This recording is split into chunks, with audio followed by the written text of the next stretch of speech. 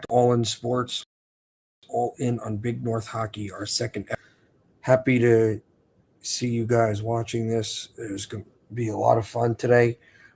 We don't have any other trackers of stats. It didn't get to put them in again besides goals, but we will talk about the top goals, top 10 teams, as well as going into the next week, the last week of 2025. Happy holidays to everybody watching. So this will be a lot of fun to talk about high school hockey and everything that's going on.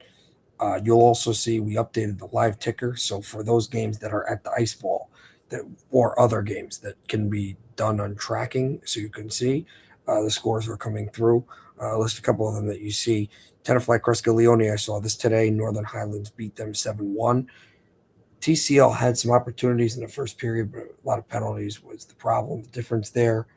4-3 in the Battle of Paramus. Paramus Catholic beat Paramus Mawa Lyndhurst Mawa, as well as a 6-3 win by Ramapo over Ramsey Indian Hills. And you see the other games that are currently going on as well. And that's it for what was going on in the Big North. Let's talk about our 5 outlined games last week, starting with Clifton United and Ocean Township Monmouth Shore Regional. Ocean Township, a team that was in the quarterfinals last year of the Co-op South playoffs, losing to eventual South champion Marlboro Homedale, still is without a win, and Clifton United handed them their latest loss. Montana, on the goal scoring side, was pretty much dealt with by OTMS,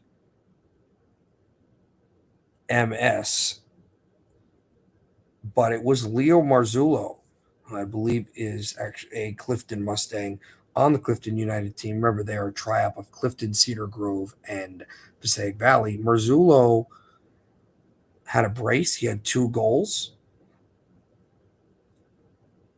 Larori had a goal for OTMS, as well as Mason Ansell, but only no player for that Ocean Triop had multiple points. Marzullo, as we mentioned, had 2. In fact, Marzullo had a great game. He had a 3-point night, a hand on every goal, an assist on the Rasher goal, as well as scoring the eventual game winner, which came with 14:34 to go in the second. He was also assisted by the 9-goal scorer, who we're going to be talking about soon, in Ryan Montana. So Michael Santuso has done a good job with that team.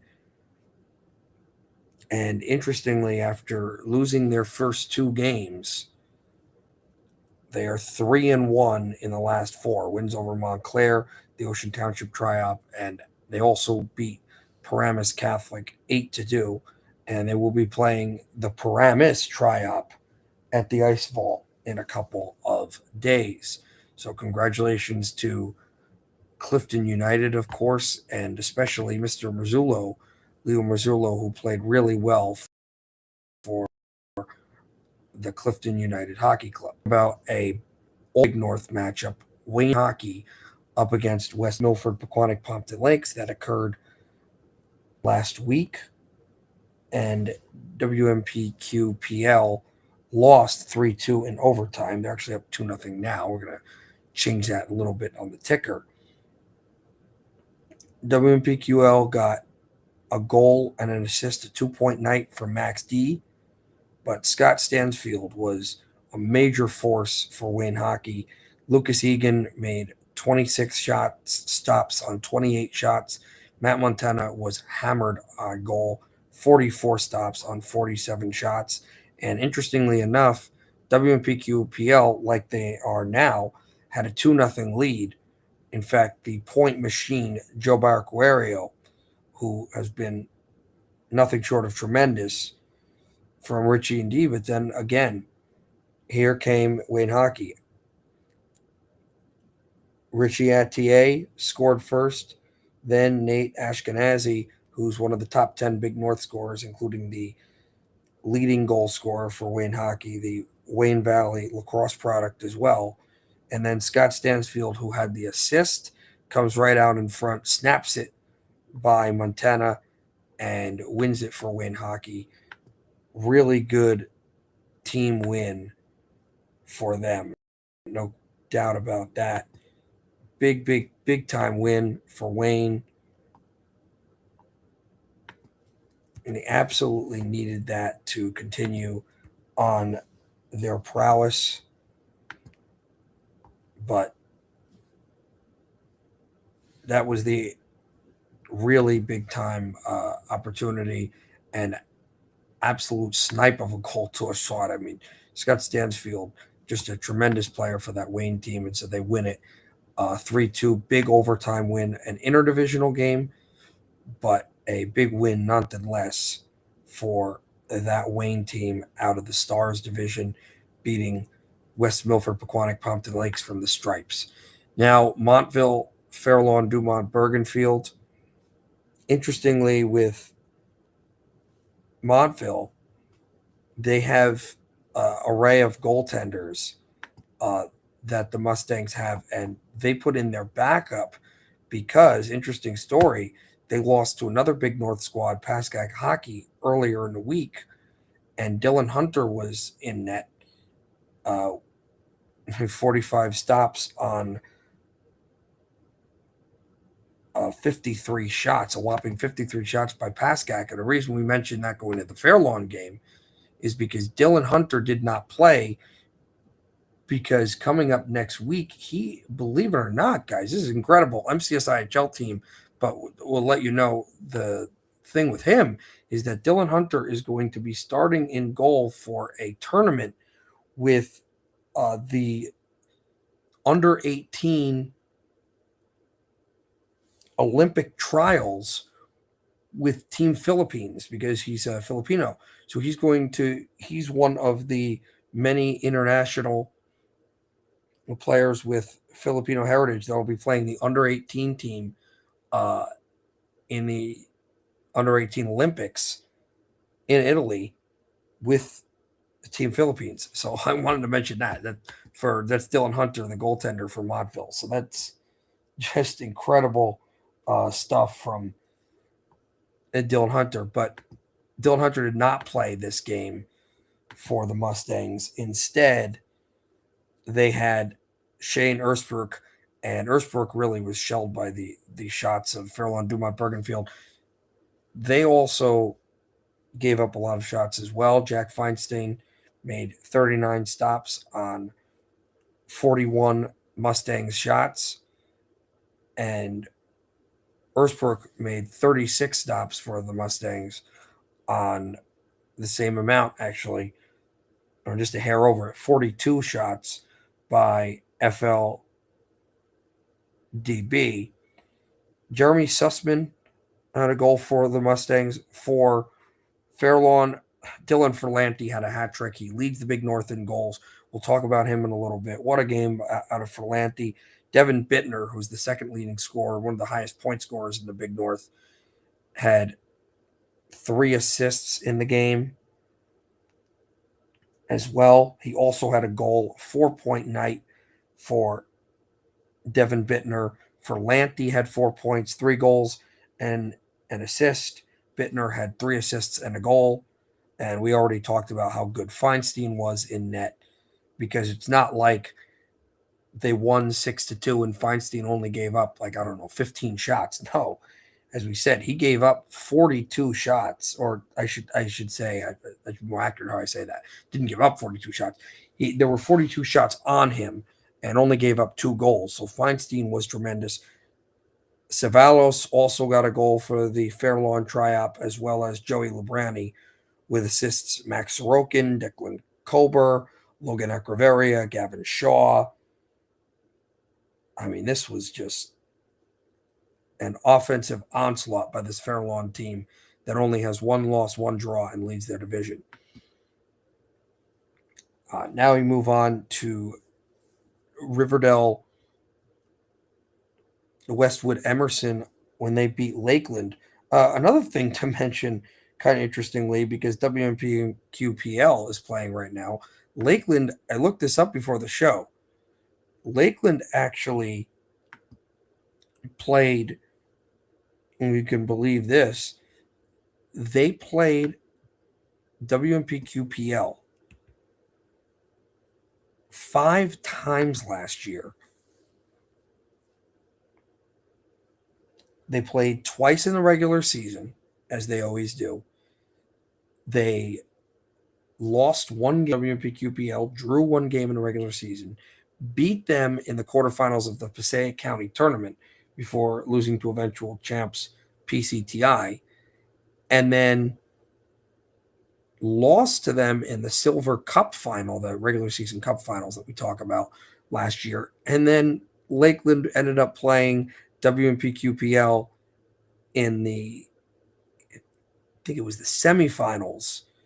Yeah, the semifinals of the state playoffs, and WMPQPL ended up beating them. So how about that for a run of playing a team at the same time? But this was Lakeland's game against Riverdale Westwood Emerson, by far the closest match for the Lancers. The Lakeland Hawthorne Waldwick tri-op. Giordano had a goal for LHW. Lank had one for Riverdale Westwood Emerson. 2 assists also by Bieber, who had 2 points, and Joe Footy, who's a great blue liner. We don't talk about him enough because LHW struggled. They haven't won a game this year, 0-7. But Joey Footy, one of the leaders coming from last year's magical team that went all the way to the semifinals of the Co-op North playoffs with all their upsets that they had. Joey Footy, 2 points, tremendous player at the blue line. Ortiz had 18 stops. Jack Alawado had 20 for Riverdale Westwood Emerson. Lank had a goal. Howlerchak had a goal, as well as Kenny Walsh for Riverdale Westwood Emerson. And Alawado picked up the win for RDWE. So, congratulations for that team in getting it done. And by the way, we are at the end of the first period between WMPQPL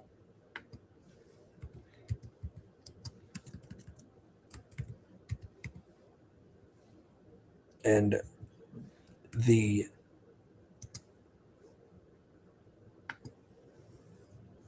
Lakeland tri-op that we just mentioned. And then the final game, PCTI, who is losing right now to Wayne Hockey, won 7-4 a couple days back against Ramsey Indian Hills. Caden Avella had a hat trick for the Bulldogs. They also gave up 2 to Lavelle, who is tied for the lead in Big North goals. Chase Lavelle, who wasn't even on the goal list last week when we started, absolutely has exploded onto the scene. He has 13 goals to lead this Ramsey Indian Hills squad. Also had an assist, a 3-point night for Mr. Lavelle, a sophomore somehow, is one of the key underclassmen. I'd say probably the best underclassman in the conference. I know that Beswick from Northern Highlands has something to say about that. But and Kamidov probably is the best non-skater as the goaltender for Northern Highlands as a sophomore and an underclassman. I mean, he's absolutely incredible. But at the same time, I think Chase Lavelle is one of the best. But as you said, 3-point night for him. Avella did get 7 goals for this young PCTI squad trying to find themselves. Danublo had a goal. Avella, we mentioned, not only did he have a hat trick, but there were 4 goals scored after Evan Pieri scored from Ramsey Indian Hills. 3 of those 4 were Caden Avella. Not a pure hat trick because Chase Lavelle scored after Avella got his brace in the first period. But monster first when you had 5 goals scored, a 3-2 lead after 1. Then 2 goals scored by each squad in the second.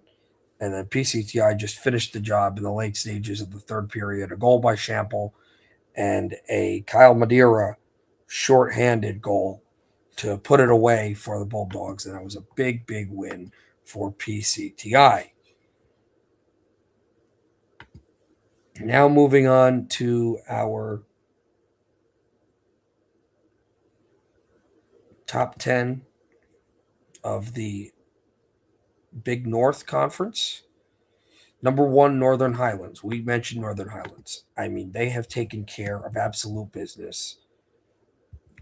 They have such a gauntlet of a schedule still coming down the pike into the new year.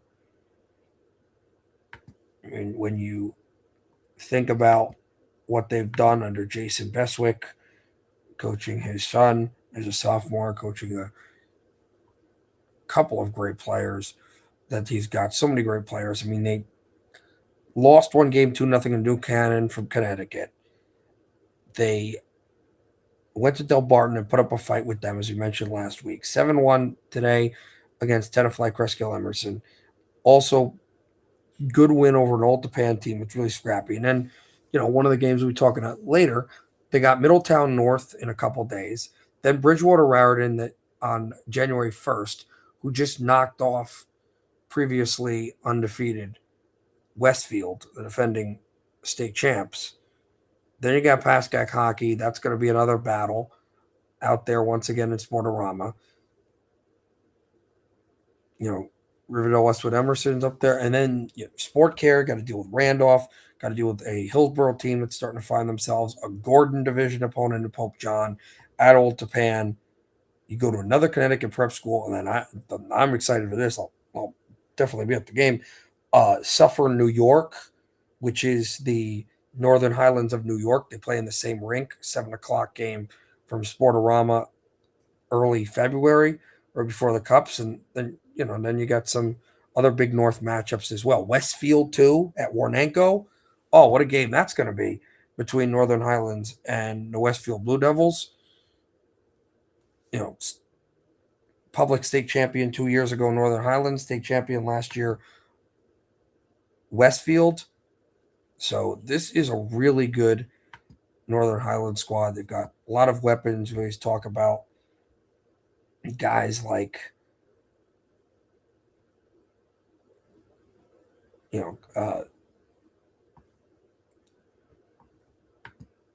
some of the players that they've got on their side. You got Beretta. How good Beretta is. 10 goals. Big number 55, Davin Friedman, 10 goals, 24 points. But then some of the younger players we don't talk about as much. Underclassmen. Carter Beswick had a goal today. He has 3 goals in the season. Joe Castellano has a boatload of points, 3 goals as a sophomore. Lakin Rodick is a key player, good physical presence too. He has that mean streak. He's a sophomore, unbelievably. And, then you bring a guy like Griffin Connors, who scored his first goal of his career, freshman. Brooke Strohmeyer, who's got 3 goals as a freshman as well. And then probably one of the best underclassmen in the state in general, in Matt Kaimov. Matt Kaimov, 155 saves, a 934 save percentage. The kid is spectacular, incredible goaltender for his age. And you realize he was flashing the leather and kicking pucks out and making plays, diving over the goal line, making saves against Delbarton, against Igor Andreev, who's projected to be a 5th or 6th round pick in the NHL draft this year. And Kaimov's only 15. It boggles the mind. It boggles the mind on how Jason Beswick able to get so many great players. And Kaimov as a sophomore, can you imagine him in 2 years? All right, Kurt, to talk to you guys. Happy holidays as well. But yeah, oh my goodness gracious! I mean, this guy is phenomenal, and they have so many great young players. Ridgewood, we talk about them all the time. The Lasaros also have a lot of great depth pieces. Their goaltender, their defensive side, really strong team. Only have that one loss that we mentioned as well to Northern Highlands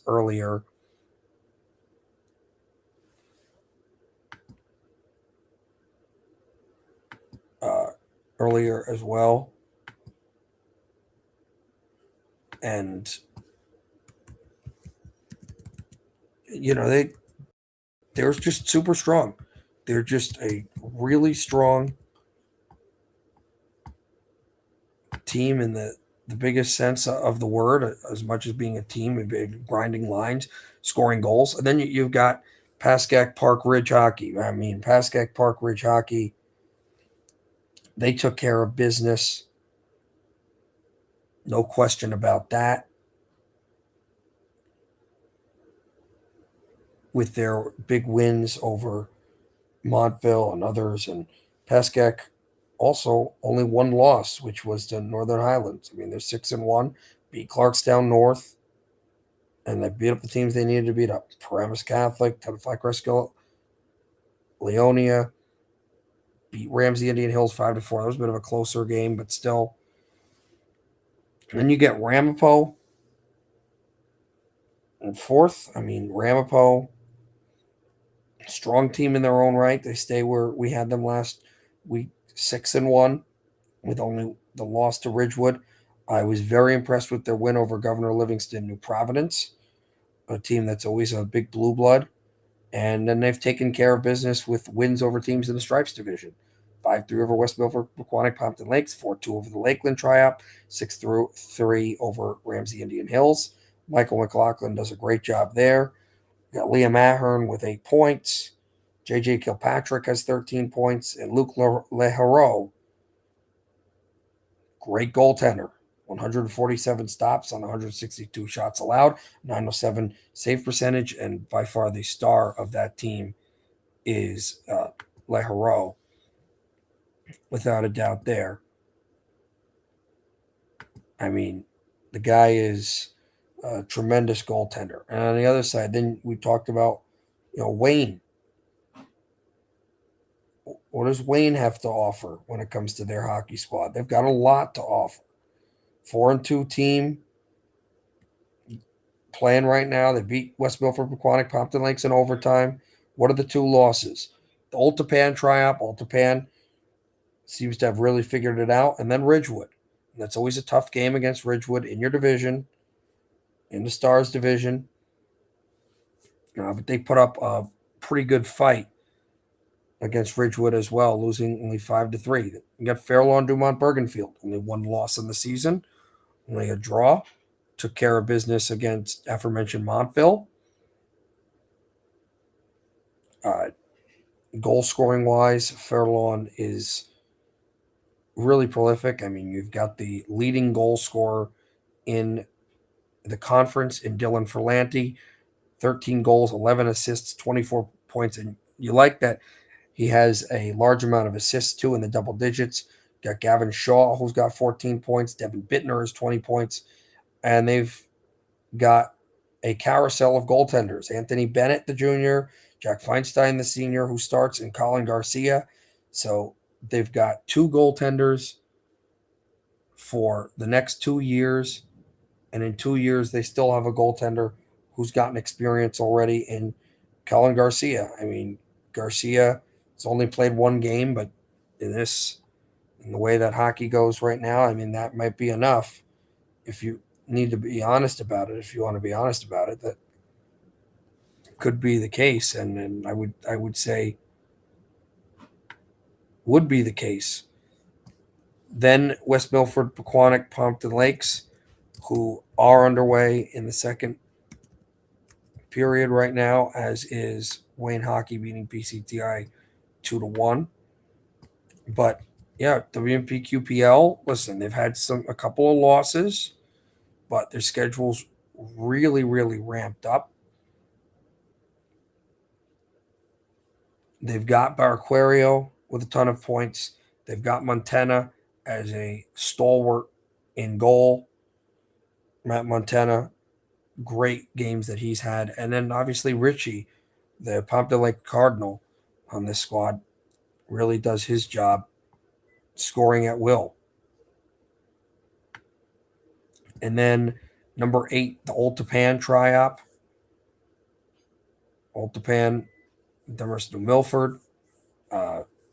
The logos were skewed on that, but that team obviously at number 8, PCTI at number 9.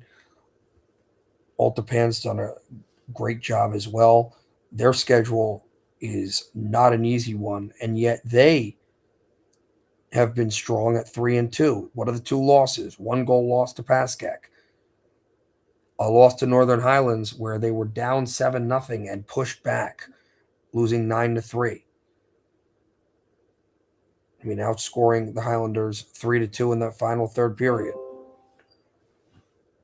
And they've got games they can control where they'll be favored in the next couple games. Paramus Catholic Fairlawn, really intriguing game against Madison, who has been strong in the MCS IHL. And you got Clifton United.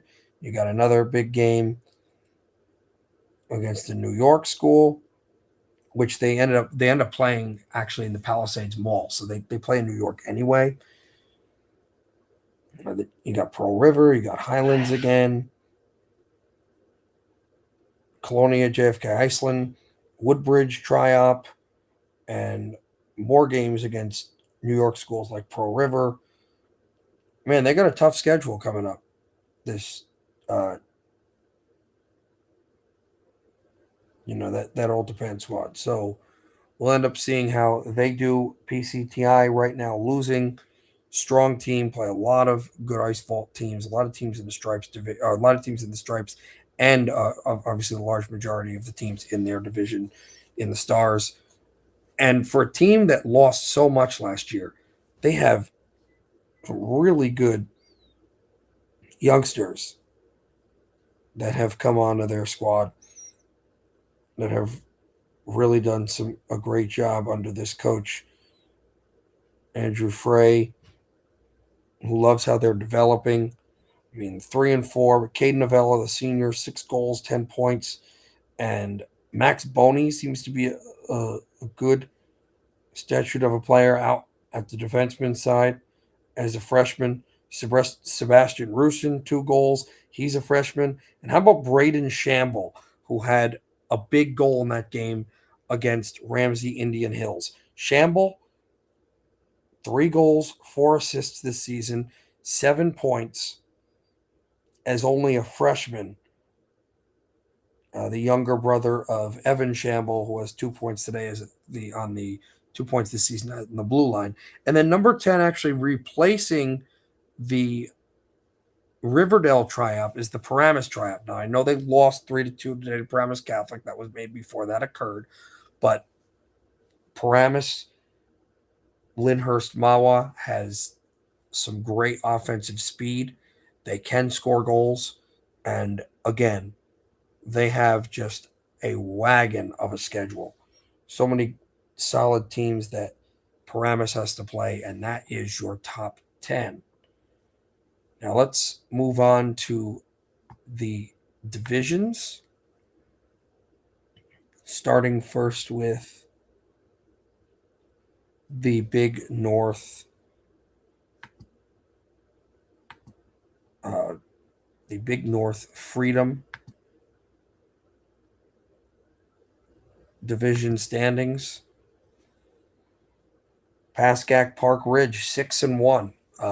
Again, absolutely barnstormed over divisional play. They have had not many hiccups, and they really haven't played with their food. The one loss to Northern Highlands is one that you're going to have another opportunity to play the Highlanders at Sportorama in early January. They know they have to take advantage of said opportunity. Then you got Northern Highlands. I mean, Northern Highlands, we mentioned about them, 5-2. A lot of really tough opponents later on, especially during the calendar year of 2026. You've got Randolph, you've got Westfield, Suffern from New York, Pope John, the Skylands Ice World, and you're going all over the place too. You're at Sportorama, you're going to Darien at Connecticut, you're going to Skylands Ice World, Warnenko, Sport Care. I mean, they're going to be in so many different rinks over the state of New Jersey, and New York and Connecticut. So that will help the Highlanders. Ultapan, they're 3-2 this triop. Tough team. You're going to get a crack at Pascack again. They got another crack at Northern Highlands, this time in Sportorama. And then a Tenafly tryout. Look, they're very young. Trey Canals is a strong player as a senior, but they're really liking what they're getting from the freshman Friedman. Friedman really held his own against a super talented Northern Highland squad. He had a couple of breakaways that he stopped, did good with the stick. Very physical goaltender for a guy that young. And so Tenafly's going to have a chance in this division, and they're going to have a chance in the co-op playoffs. They'll have a chance in the Bergen County tournament. They'll have a chance in, well, they are a tough team. They're a very tough team. They have figured out the ebbs and flows about dealing with some of the Titans, like Northern Highlands. And listen, you could say what you will about, they put in backups and everything else and the bench, but they didn't give up 10 goals. They gave up 7, and they had opportunities. They just committed a lot of penalties in this game. And Tenafly, you could see already that this triop is not to be pushed around. They're not to be played with. And I think teams understand that. Teams really, really understand that. They are not to be played with at all. So we'll move on to the next division. And that is, if I can find there it is, the Stars. And that's the Stars.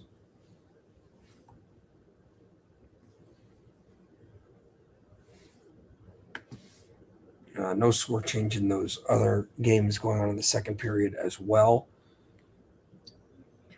But,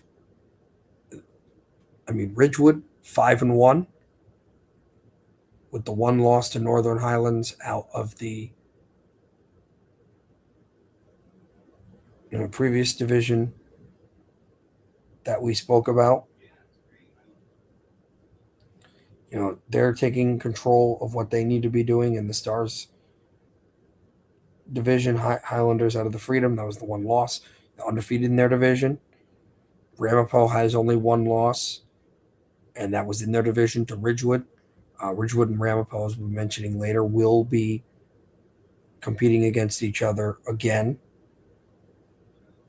And both of these teams, 5-1, taking care of what they've had to do. Wayne Hockey right now playing PCTI, right now beating PCTI in third place, and Wayne Hockey starting to push their weight around. They're going to have another opportunity to Passaic County tournament. And the fact that they can beat PCTI, I tell you, they're going to have a chance to win the Passaic County tournament. They lost it last year to a very veteran-heavy Bulldogs team. And again, we're going to have to see what Wayne Hockey can do. They've got the offense, as we've mentioned. They've got a plethora of guys that can score. Ashkenazi leads the way in that pack. And then you got PCTI with their young stars. So they're going to have an opportunity. Obviously, three of these teams could meet in the public playoffs. PCTI, Ramapo, Ridgewood. Ridgewood and Ramapo are likely going to see each other again in the Bergen County tournament, or at least they will be alongside each other in the BCT. PCTI and Wayne Hockey are the two teams at the top right now of the pecking order in the Passaic County tournament. And what will also be interesting to see is Ridgewood, Ramapo, and Northern Highlands are all very capable. Can those teams upend a Gordon team? That's the big Catholic non-public division. Can those teams upend a Bergen Catholic? Can they beat a St. Joe's? Abasco. I think Highlands can. I think Ridgewood can. Ramapo as well have their opportunities. And, Randolph beat Bergen Catholic. Highlands going to be playing Randolph later. So those teams are in the vicinity of being able to beat one of the Gordon teams, and will actually might have a big North team in the Bergen County final. Last year it was St. Joseph Montfield, Don Bosco Prep, which it seems to be every year, but that could change depending on how the brackets and how things lay out. But for the Stars division, this is going to be a dog fight, a wolf fight, let's say, for pretty much the rest of the season on. And again, could we see the Raiders and the Maroons for the third consecutive season? And could three times be the charm for Ramapo? Gonna have to wait and find out. That's what you're gonna have to do. Making sure I have the right one. Okay, this is the one I was looking for, which is the Patriot division. That is the Big North Patriot, Fairlawn, Dumont, Bergenfield. I mean, look at this squad. Look at what they've been able to do this year. 5-1-1 in their schedule. I mean, they lost the first game of their season at Montclair State in their home rink, Floyd Hall Ice Arena. 5-4 to the Hopewell Valley Montgomery Triumph that was so dominant last year. One draw to a previously undefeated Glen Rock squad. It was a lot different than they were last year. And then look, they've won every game in their division. They've played every team in their division once. And not only that, but two of those games have been technical road games. I mentioned technical because Clifton United and Fairlawn Dumont Bergenfield play in the same rink at Floyd Hall Ice Arena. So that was a road game, but it's their same rink. But you're already going to have two more home games. You're going to have another home game against Clifton United. You're going to have another home game against the Riverdale Triumph at MSU. And then Mike PC plays at the Vaults, just go to Ice Vault, win a game there. Pretty much go completely undefeated in your division. Now you've got the Manasquan Co-op, which is one of, I believe right now, I want to say 7 teams in the state of New Jersey that's undefeated. We'll see if that stays the status quo on the 15th. But you've got them. You've got the Tenafly Triumph. You got Mohoha, Watchung Hills, Pascack. I mean, this is going to be interesting. Frisch Academy on Monday. So it's going to be tough for them. Riverdale's got a tough schedule as well. So Shane Bieber plays down the stretch. Same thing with Ryan Montana and Clifton United. And I think Clifton United have really found themselves. Very proud of how they've played. Really built themselves up. And Paramus Catholic comes in as 1-4, but that was before we knew about the win over the Paramus Triumph. So now you're 2-4. You have a win over Paramus out in the Stripes division.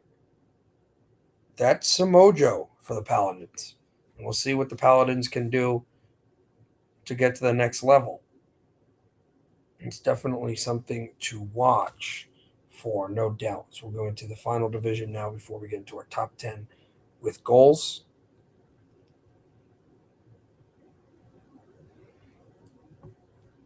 So you have to update ticker a bit here. And I do not believe we are going to get time for the third period, but that's okay.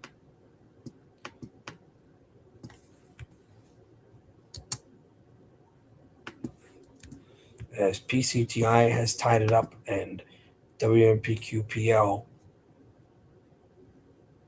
is now up 4-0 over the Lakeland Triumph.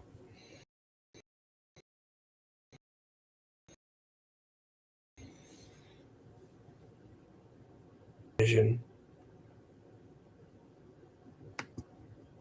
The Stripes division.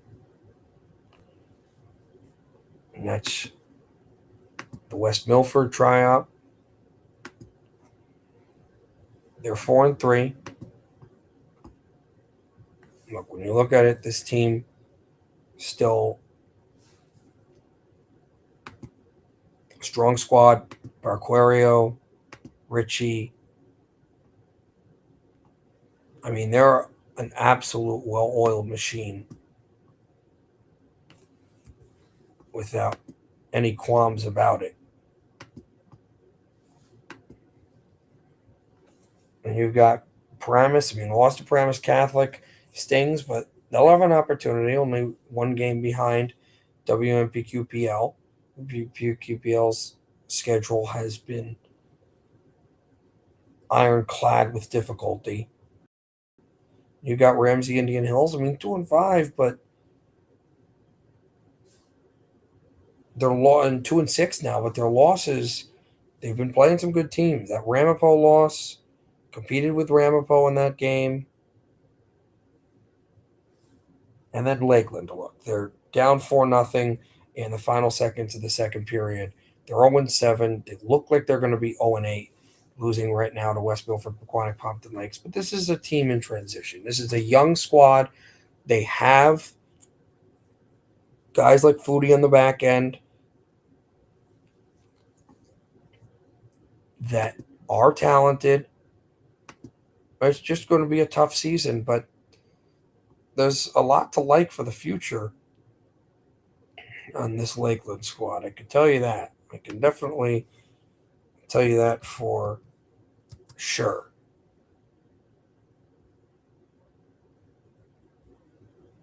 But again, we're going to have to see how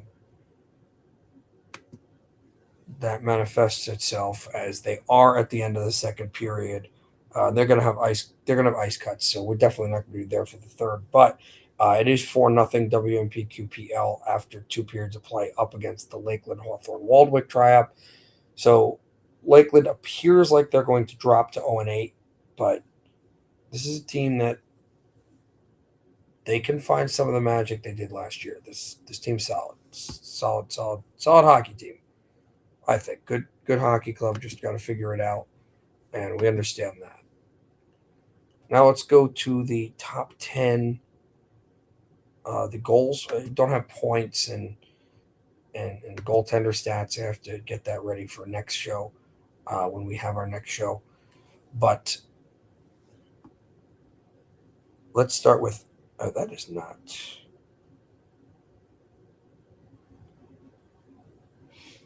That I made a mistake. I did not put in the right top 10 goals, apparently. But I can tell you what they are today because that was last week's.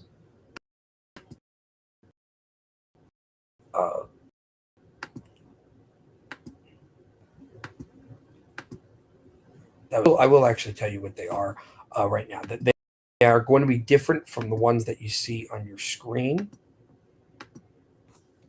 because there was an update on those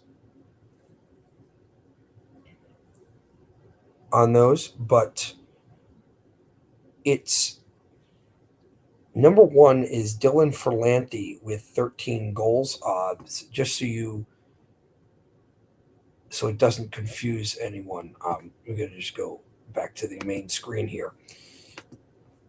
But it's Dylan Ferlanti with 13 goals.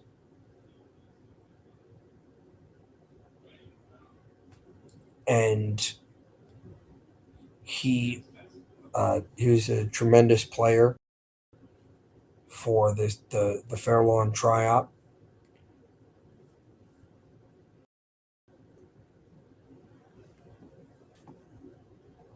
Really good big time player, as I have said it to myself. So you're going to see it there. He had a bunch of goals last year. He had 7 goals on the season, but last week. But now going into this week, 13 goals for Mr. Ferlanti.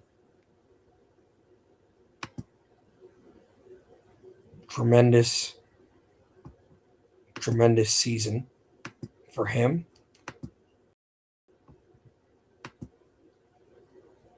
And it's really helped this Fairlawn squad. I mean, it really has helped them going down the line.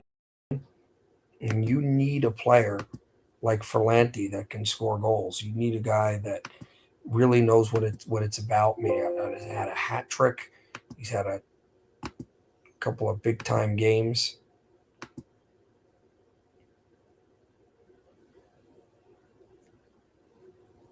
That have really done well. Here we go. I was able to get the sheet up. So here we go. So yeah, Dylan Ferlanti with 13 goals. Led Fairlawn Dumont Bergenfield. So tremendous season by him. Ferlanti, who is a great player, upperclassman of his own for this Fairlawn team. A senior, leads this team, lacrosse player as well. As we mentioned, last year, 3 goals in lacrosse and 13 this season so far in hockey. Then you got Chase Lavelle, and Chase Lavelle really turns the mold in a different way because unlike Ferlanti, he's an underclassman. Lavelle is a sophomore, 13 goals for Ramsey Indian Hills. Super strong for this RIH team. Have led the way and have been a focal point of their success. No doubt about that. I mean, and he can assist on the top end. He can do the kind of things that you need from a player when you need multiple goals. You need someone to just strike on the power play. You need someone to light it up. He is the kind of player that can do that. He's the exact player that can do that. Right behind him is Troy Knaus. Didn't get a goal today, but Troy Knaus, who was tremendous in the outdoor game last week, had 4-goal night, had a goal and a penalty kill, a shorthanded goal. He's the leader. He does absolutely everything. He knocks pucks into flex pucks. He's the power play quarterback. He'll take face-offs on the power play. He's the bumper on the shorthanded penalty kills, although today did commit some penalties. He'll block the puck. He'll shoot from the left circle, shoot from the point. He does whatever it takes to score goals and, more importantly, to win for Tenafly, Cresskill, Leonia, and 12 goals for his squad this season. Then you got Timmy Ritchie, fourth, 12 goals. The West Milford Pequannock Pompton Lakes team since we had our show, 3 goals since then. Joe Barquarios picked up the load points wise and goal wise for West Milford Pequannock Pompton Lakes, a guy that probably will end up on this list soon. And then you've got Joe Mayer, who we mentioned, the Park Ridge guy, who had 60 goals last year in lacrosse for the Owls, 11 goals this season so far for Pascack Park Ridge, 2 goals since we mentioned, and Jack Sheehan, who's the leading point leader on that team, who comes from Pascack Valley on Pascack Park Ridge, 11 goals as well. Their goal bonanza, they lost so much offense last year, and it seems like they're reloading so well. They're just finding a way to reload. They don't rebuild, they reload, and they come up with other ways to figure out this offense and figure out how to score goals and make plays. Ben Barada, number 7 here with the Highlanders of Northern Highlands.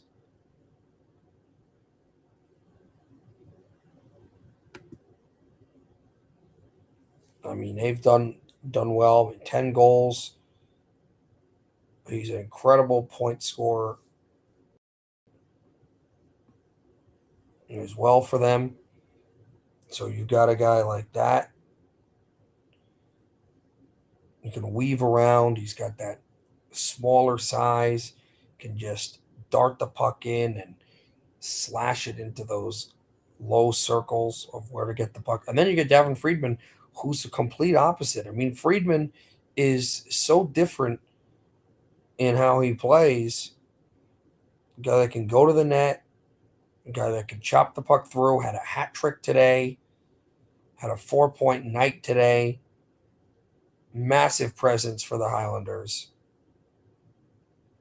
And then you've got Ryan Montana with it's just 7 goals, but actually has 9 goals on the season. 9 goals for Montana, 2 since last time we spoke. Montana is just a sniper. I mean, he just streaks over the middle of the ice, finds a lane, knows where to shoot the puck, knows how to shoot the puck.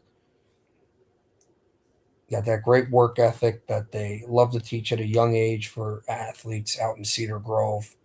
Love what Ryan Montana's done with this team and with this offense as an impressive goal scorer. And then again at the other side, Nate Ashkenazi. We talked about him last week. Another lacrosse player from Wayne Valley, plays with Wayne Hockey, who are actually right now tied at the end of the second period. They are now with PCTI.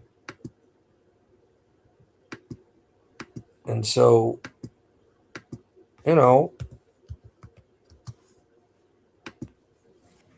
he's a great goal scorer as well. And he's starting to be a setup guy, too. Starting to really figure out how to set players up, find guys behind the net, and that's important. That is important in this game in hockey. That's one of the most important things you can do. So now we're going to move on to our final segment, and I created some cool pictures, some cool art, starting off with our top 5 games of the week. West Milford, Pequannock, Pompton Lakes up against West Essex Caldwell on the 28th of December. That's Sunday. I think that's Sunday. Yeah, that's Sunday. West Essex Caldwell comes from the SEC. Well, they would come from the SEC. They come from the NJIHL. Essex County team. And West Essex Caldwell, the Knights, they've got some great goal scorers. They got a young goaltender because Zemensky graduated, but they're in a extremely tough division. The top division, you could think of it like, if you want to think of it this way, you could end up thinking of it kind of like the top division in the Big North, like the Freedom, and that is the McGinnis division, as they've played teams like Livingston, Governor Livingston, New Providence, Westfield. So it's a tough division that they play in. And West Milford, Pequannock, Pompton Lakes going to be a battle against a tough physical team like West Essex Caldwell. Man, in this game, if you're WMPQPL, you've got to jam the puck along the corner boards, and you need to dominate against the bottom lines of West Essex Caldwell. West Essex Caldwell, more than the last couple of years, because of everything that's gone on with their graduations and players leaving to different levels. It's an afternoon game. That's the outdoor game at the Englewood Field Club. The ice is sharp. It's going to be cold out. That is going to make being physical hard. That being said, WMPQPL has to find a way to hit West Essex Caldwell in this game and hit them hard. Last time they beat the Knights was back in 2018 when they beat them 2-1. Both teams are 4-3 right now, although it looks like they're going to be 5-3 because WPQPL is the big lead over the Lakeland Triop. But this is where it gets down to physicality, because you get in the bottom lines. Mark Gregory wants to bring in guys like Carmine Bogart, Ryan McInerney, Nick Zach, players like that. for West Essex Caldwell to score goals. And Gallucci, when they have the younger guys in, when they have guys like Chernov, guys like Moriber, Podvi, WPQPL, to have their big scorers like Barquario going to the net and Richie, all the large bodies have to hit hard. They've got to forecheck, play North American style hockey, and limit the time that the top line is scoring. Get the puck out of the possession of Gallucci and Bogart and get the puck inside the zone, especially on the bottom lines. That's what WMPQPL has to do to win this game against West Essex Caldwell. It'll be a great game in an outdoor rink on a frosty Sunday afternoon, something out of a Robert Frost poem. Speaking of poetic, I mean, nothing's more poetic than this matchup between these two rivals. Big matchup in the Stars division, Ridgewood and Ramapo. They play on Friday. Leave out Ice Vault. The Maroons and the Raiders. I mean, this is a classic matchup between these squads. Ramapo has not been able to figure out the Maroons lately. Ridgewood's got the Lasaros. They've got a lot of strength in that way, and they've got Ramapo's number. And Ramapo obviously has a lot to play for since this is two top teams in the Stars division and what occurred in the postseason the last couple of years. Now, that being said, you're going to have an opportunity. You're going to be home in Wayne if you're the Raiders. And if you're Ramapo, this isn't necessarily as much about being physical as this is more about limiting time of possession for Ridgewood, specifically limiting the two Lasaros. You know they're going to get the puck. You know AJ and Will Lasaro are going to try their absolute best to make plays. And the big thing is that handcuff shot, that point shot. Leheroux is really good at seeing pucks and stopping pucks that he can see.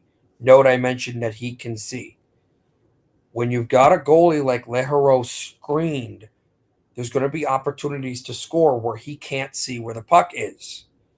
So if you're the Raiders, you need to get Leheroux out of screens. If you're Ridgewood, it's the complete opposite. You've got to screen Leheroux. You've got to put bodies in front. And this team has been more of a defensive team, playing in a lot of low-scoring games, especially since the WMPQPL game. You got to nix that. This has to be a fast game. This has to be a game back and forth, east-west, where you're avoiding some of the larger bodies that the Raiders have, and both Lasaros have to find each other. If you have Ramapo running around and Leheroux sliding from post to post and AJ's flipping a Will, and it looks like Daniel and Henrik Sedin from the Canucks, the Raiders have not Himalayas, not Everest, but the Marianas Trench to climb up. It's just a lot of ground because of how great the Lasaros play together. So completely different game plans in this game. Should be a lot of fun. I forgot to predict the games. I'd say it's going to be WMPQPL 4-3 in overtime. And in this one, Ridgewood 2-1, not overtime, but a late goal scored by AJ Lasaro from Will Lasaro, the opposite of what happened last year to tie that playoff game. Now, moving on to the third game. Oh, this is going to be interesting. This one intrigues me a lot. Two teams, again, interconference game. This is Northern Highlands' next game. Now, this will be at Sportorama, so I don't have to travel all the way down, but yet you've got a really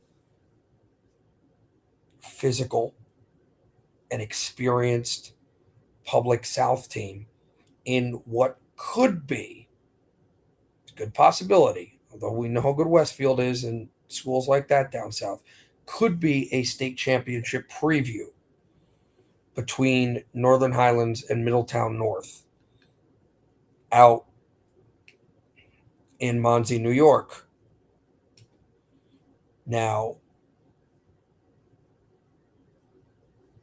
Middletown North hockey, again, we said they've got a mean streak. They're very physical, and they like to hit and cause turnovers. That's a big deal. 5-2 team, one loss to the Red Bank Catholic, St. Rose, Donovan Catholic Triop. Also a loss to Governor Livingston, New Providence. Another thing, though, to mention is the Lions have not played since last Friday, and this is a Friday game that they're playing here. This is the 26th. If you're Northern Highlands, you've got to figure out a way to get that rust out that they have. And it's speed, complete speed, because they like to get the puck into the middle. Speaking of Middletown North, Greg Bonchak does a good job of sliding puck through. Brendan Costello, Landon Hopwood. It's all about physicality, forcing turnovers, and out skating. Well, if you're the Highlanders, you know this ice, and you want to flank the puck away from your end. That's the biggest deal if you're the Highlanders. Do not allow the Lions to keep the puck in the offensive zone for a long period of time.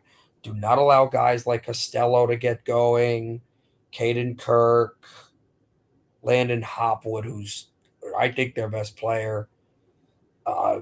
John Gatto is likely starting in goal for Middletown North. So you cannot let, and he's more experienced than Kaimadov, you cannot let the puck get into that zone. The puck can't get into that offensive zone if you're Middletown North, if you're Northern Highlands. And if you're Highlands, this is going to be a Ben Barada game. Barada has speed, he's got some size, and he's great at finding players through. If you can kind of play Middletown North's quick game against them, Northern Highlands is going to have an opportunity. And I think you're also going to have chances that open up with some of the young guys like Beswick, like Castellano. You're going to have those chances open up, and you have to jump on them. You have to jump on them if you're Northern Highlands.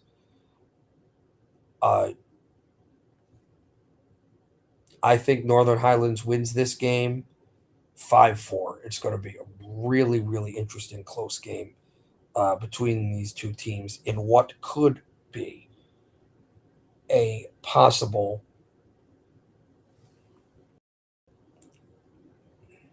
precursor to the state championship. Now we move to our second to last matchup to talk about.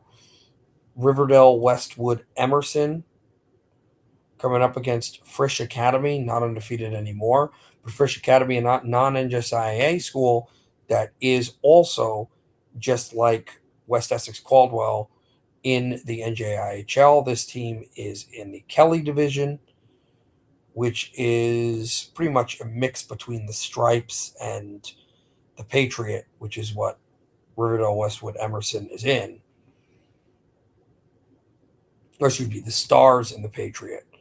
Up against Frisch. Well, Frisch, they have a lot of good goal scorers. They are a really strong defensive team as well. As we'll let you know that the West Milford Triop is up right now 5-0 in the third, and they have resumed play in the Wayne hockey game. They're in the third there as well.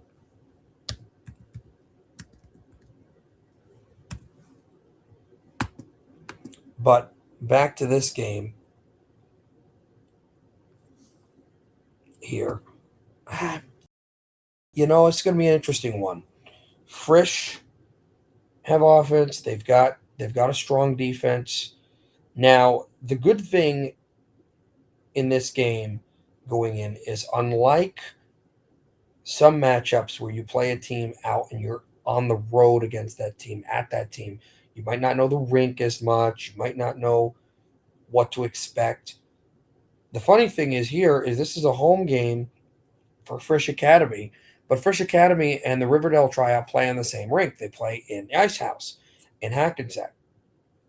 Now, Frisch is coming off their first loss of the year, which was on Saturday to Glen Rock. They beat Montclair. They're going to have a game against Glen Rock as well. But this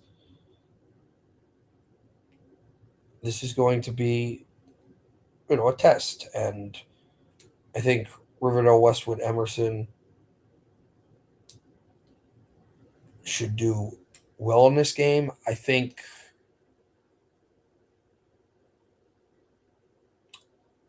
I'd say, despite the fact that Riverdale can push and Bieber's a good player, Isaac Rosenfeld is a star, and he might be too much for this Riverdale squad. 3-2 Frisch Academy. Rosenfeld gets all 3 goals for the Tigers. And now, moving on to the final matchup here.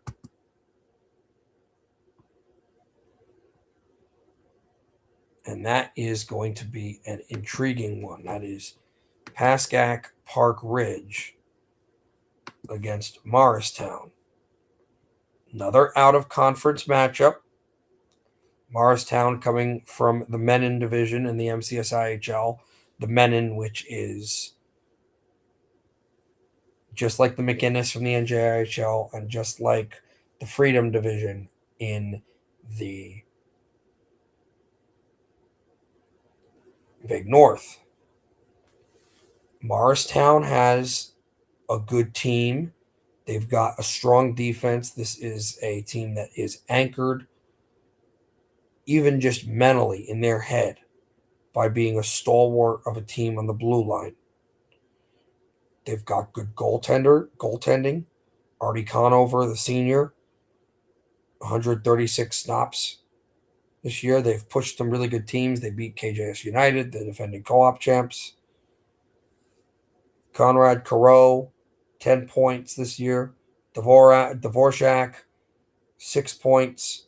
Luke Williams, who was the super freshman last year, who's one of the best underclassmen in the MCSIHL, 7 points already. They're points by committee. Wesley Thomas can score points from the blue line, has 5 assists.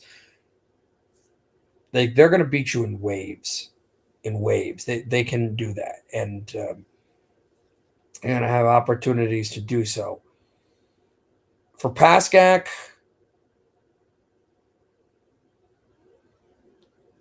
and this one will be in Sportorama, in Sport Care. Randolph. This could be a senior day for Morristown. So there's going to be a lot of Colonials fans at this team. It's going to be loud. And that is probably the smoothest ice in the entire state. This got to be a top line game if you're Pascack Park Ridge. This has to be one of those games where you get Sheehan involved in the slot, and Mayer's got to have his patented shot from the far circle. They have that big top line that love to score. In fact, they love to score almost identically after each other. There's been a lot of conspiracy theories that like Mayer will score right after Sheehan. This has got to be a skating game. You got to make good poke checks and have a great forecheck, but then slice the puck up and pretty much tire out Morristown. Tire out their lines. You know that the Colonials are going to change constantly.